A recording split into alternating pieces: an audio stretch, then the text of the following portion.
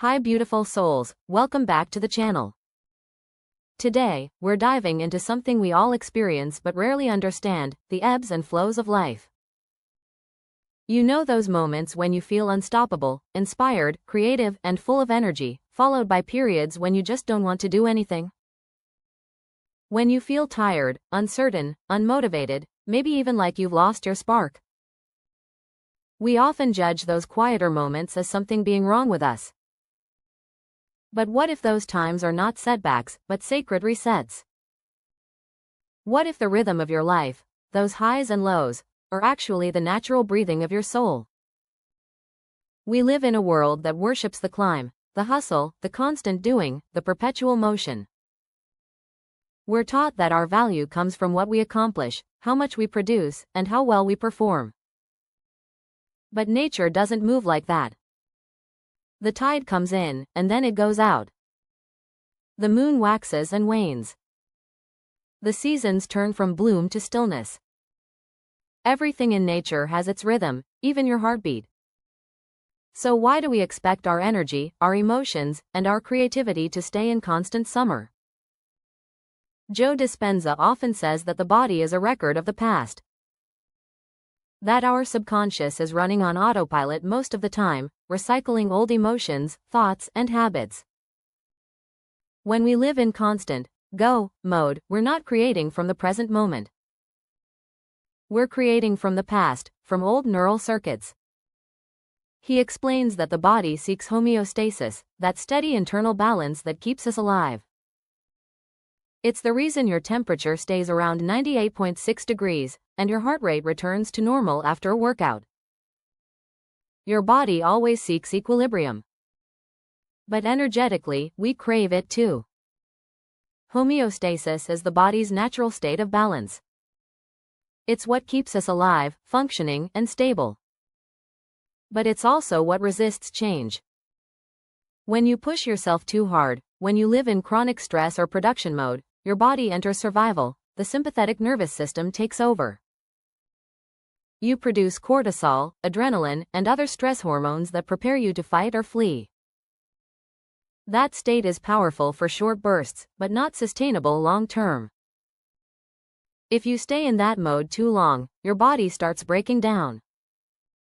Studies from the American Institute of Stress show that chronic stress contributes to nearly 90% of all disease, from heart problems to immune suppression. So if you've ever wondered why your energy crashes after a period of intense work or creation, it's not that you're lazy or unmotivated. It's your body restoring itself. It's your system bringing you back into balance. The ebb is not a failure. It's the wisdom of your biology saying, "Come home."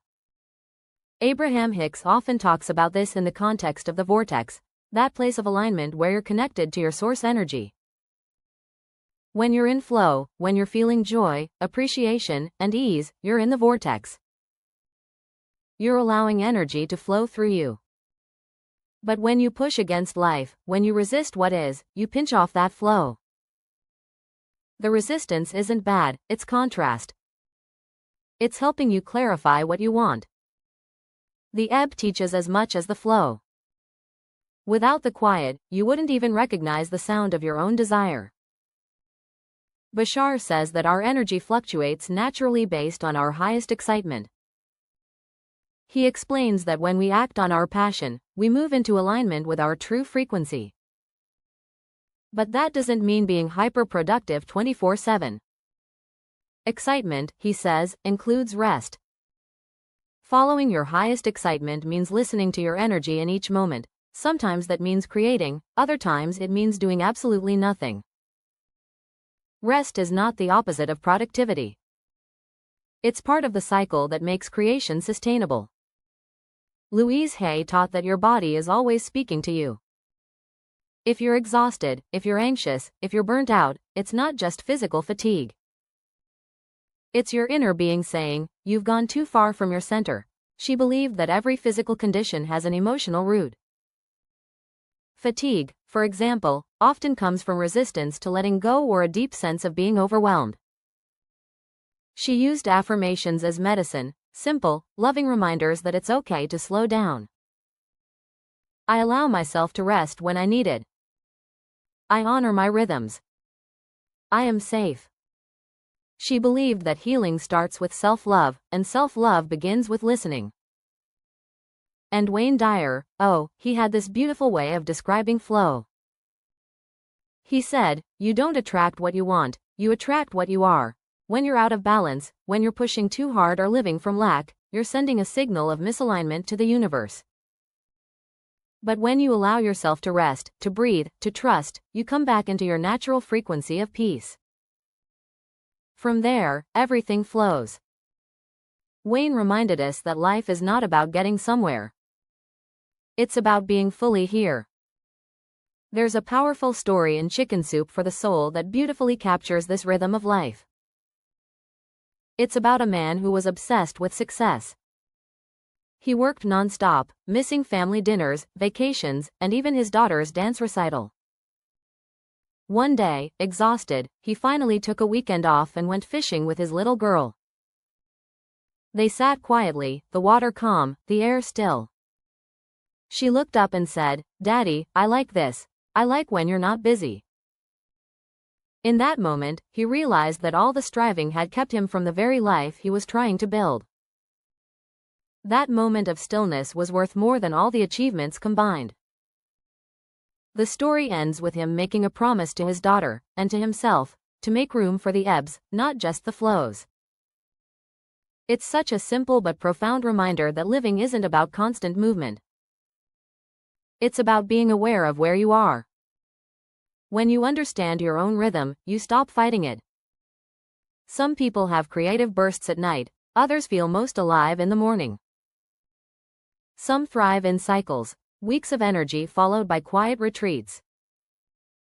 That's not inconsistency, that's authenticity. You are not a machine. You are a wave of consciousness, moving in harmony with something far greater than yourself. Even neuroscience backs this up. Studies on ultradian rhythms, those natural cycles in our bodies that occur every 90 to 120 minutes, show that our focus and energy naturally rise and fall throughout the day. Pioneering researcher Ernest Rossi found that ignoring those cycles, pushing through fatigue instead of resting, leads to burnout and decreased performance. But when you honor those dips by resting, meditating, or simply daydreaming, your brain replenishes dopamine and serotonin, restoring your creative energy. Joe Dispenza often talks about how the quantum field responds to coherence, when your heart and brain are in alignment. When you rest, when you meditate, when you let go of needing to control everything, you create coherence. That's when the body heals, ideas flow, and synchronicities appear. He cites medical studies showing how meditation can actually change gene expression, improve immune response, and lower inflammation. Rest isn't wasted time. It's where transformation happens invisibly. Think of nature again. The trees don't grow all year long. In winter, they appear dormant, but they're actually conserving energy, deepening their roots, preparing for spring. You are no different. Your quiet phases are not the end of your growth, they are the deepening. When you honor your ebb, you're preparing for your next flow. Abraham Hicks calls this segment and tending. Before each new phase, you're setting your energy, aligning your vibration, preparing to receive. Sometimes, the universe pauses you, not to punish you, but to align you. You're not losing momentum, you're gathering it. That's why the best ideas often come after rest, during a walk, a shower, or just staring out the window. Your mind relaxes, and your higher self finally has room to speak. Wayne Dyer once said, "Infinite patience produces immediate results." It's a paradox, but he meant that when you stop resisting the present moment, life begins to flow again. You stop trying to force the flower to bloom and start trusting that it will, in its perfect time. Bashar reminds us that energy expansion follows contraction, like breathing. You can't inhale forever. The exhale, the release, is what allows the next inhale. So if you're in an ebb, if you feel like nothing's moving, remind yourself, this is just the exhale. You're releasing what's no longer needed so you can take in something new. There are countless stories of people who discovered their greatest clarity not during their hustle, but during their stillness. One man shared in a medical journal that after suffering from burnout as a corporate executive, he took a year off to travel and meditate. During that time, he found an idea for a wellness company that would later change his entire industry. He said, "When I stopped trying to make things happen, they started happening. That's the power of surrender." And surrender doesn't mean giving up. It means trusting the intelligence of life itself. As Joe Dispenza says, when you stop living by the hormones of stress and start living by elevated emotions, gratitude, love, joy, your body enters healing. Your energy field changes. You become magnetic. That shift only happens when you stop trying to control and start allowing. Louise Hay often said, "Life loves you." Imagine that. Life is not against you, even in the pauses. Life is recalibrating for you. When you affirm, "I am exactly where I need to be," you send peace to your cells, your mind, and your heart. You remind yourself that you're safe to rest, safe to receive, safe to be. Our culture may glorify constant growth, but the truth is, even growth requires rest. Muscles grow when they recover, not when they're being strained. Seeds sprout only after they've rested in the dark soil. Creation is not linear. It's cyclical. There's a pulse to life, a rise and a fall, a doing and a being. When you understand that, you stop fighting your own nature. Maybe you've had those days when you feel creatively on fire, followed by weeks where nothing comes. Or times when you're deeply social and then crave solitude. It's all part of your energetic fingerprint. Some souls are waves that crash powerfully and then retreat quietly. Others ripple gently but steadily. There's no wrong rhythm, only the one that feels true to you. Wayne Dyer would tell us to listen to the whispers before they become screams. The whisper might be the gentle tiredness you feel after too many days of productivity. It might be the nudge to take a walk, to meditate, to rest. Ignoring those whispers eventually leads to burnout, illness, or emotional exhaustion, the body's way of saying, enough. But when you listen early, you align easily. You live gracefully. I remember a story Joe Dispenza told about a woman who healed from chronic illness after years of pushing herself relentlessly. When she finally learned to meditate and rest, her body began to repair itself. Her cells responded to her new emotional state. She moved from survival to creation. Joe explained that she wasn't just resting physically, she was resting energetically. She was no longer fighting her old identity, no longer chasing worthiness through doing. She allowed herself to be. Abraham Hicks would say that she stopped paddling upstream. She let go of the oars and allowed the current to carry her. That current is source energy. It knows where you're going better than you do.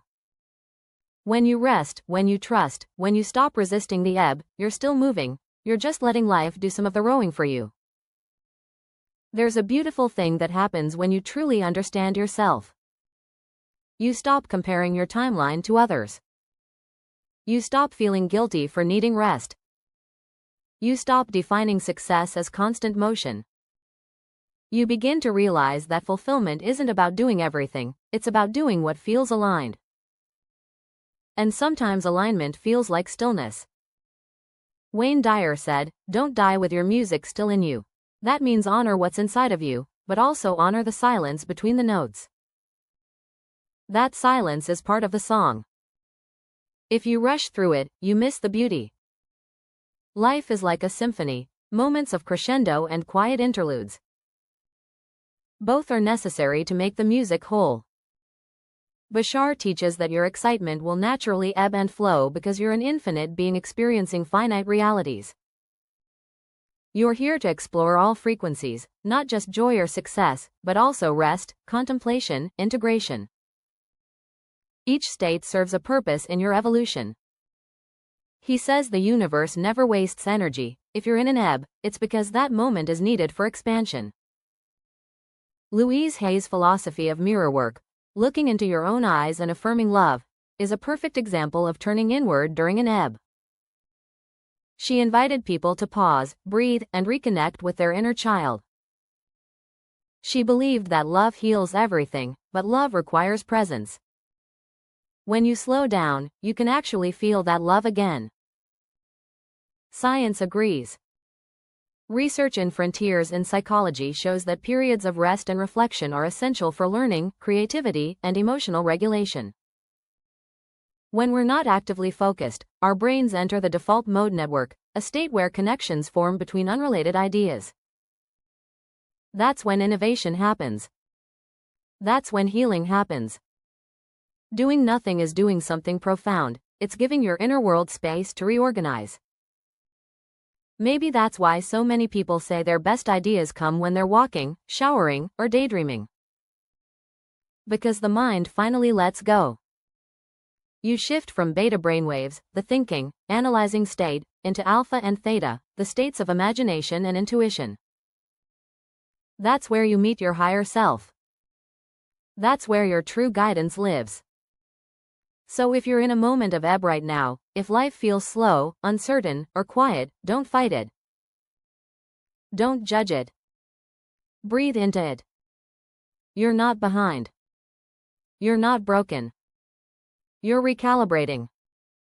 You're preparing for your next surge of energy, your next inspiration, your next chapter. You can't rush alignment. You can only allow it. You might even start to notice that your ebbs bring hidden gifts, deeper intuition, more gratitude, creative ideas, a renewed sense of purpose. Because in the silence, you can finally hear your soul. You can finally feel who you are underneath the noise. As Abraham Hicks reminds us, you never get it done, and you can never get it wrong. You're an eternal being having a human experience. The flow is joy. The ebb is wisdom. Both are sacred. Both are love expressing itself through you. So today, maybe give yourself permission to rest. Take that nap. Watch the sunset. Sit in silence. Let your nervous system reset. Let your mind drift. Let your heart soften. Because when you honor your rhythm, you come back home to yourself. Life isn't a race. It's a dance, sometimes fast, sometimes slow, always meaningful. And the more you understand your own steps, the more gracefully you move with the universe. So the next time you find yourself in an ebb, remember this: you're not lost. You're not failing. You're just gathering your strength for the next beautiful wave. You're learning how to live in tune with the heartbeat of the cosmos, the same rhythm that creates worlds. Thank you for spending this time with me, beautiful souls. If this message resonated, give it a like, share it with someone who might need it, and subscribe for more conversations on alignment, energy, and the beautiful unfolding of your life. Until next time, rest, recharge, and remember, you are the flow.